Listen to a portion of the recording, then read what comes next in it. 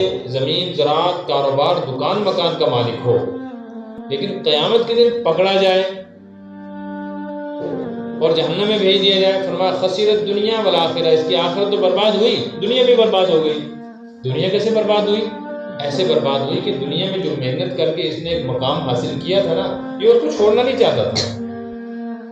یہ افسر لیڈر اپنی افسری اور لیڈری کو چھوڑنا نہیں چاہتا تھا۔ یہ زمین زراعت والا اپنی زمین زراعت کو چھوڑنا نہیں چاہتا تھا، لیکن چھوٹ گیا۔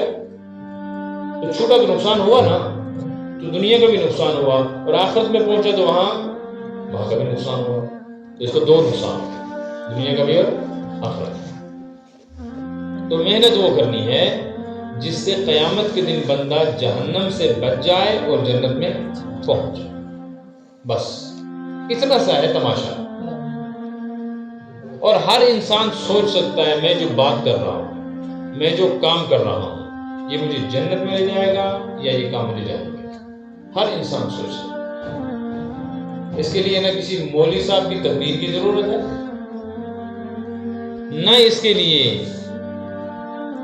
زیادہ پڑھا لکھنا ہونے کی ضرورت ہے۔ کیوں؟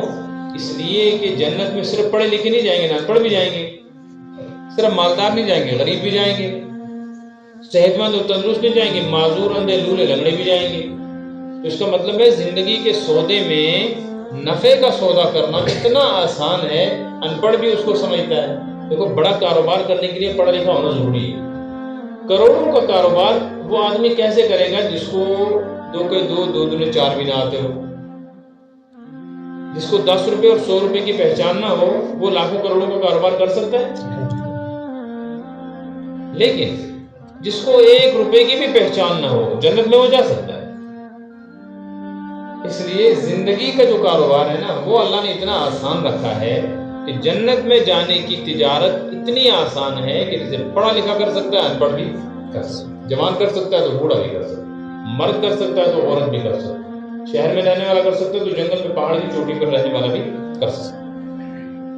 وہ محنت کر، کیا ہے وہ محنت؟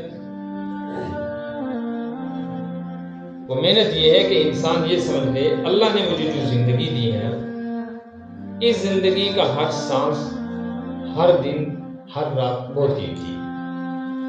مجھے اس کو ایسے کام میں نہیں لگانا جہاں اس کی کوئی قیمت نہ ہے، جہاں اس کی قیمت نہ ہے۔ سونے کی انگوٹھی لے کر آدمی بازار میں جائے بیچنے کے لیے، تو کس کی دکان پہ بیچے گا؟ کہ سبزی والی کی دکان پہ، ہے نا عقل میں آنے والی بات، کہ کپڑے والی کی دکان پہ لے جائے گا۔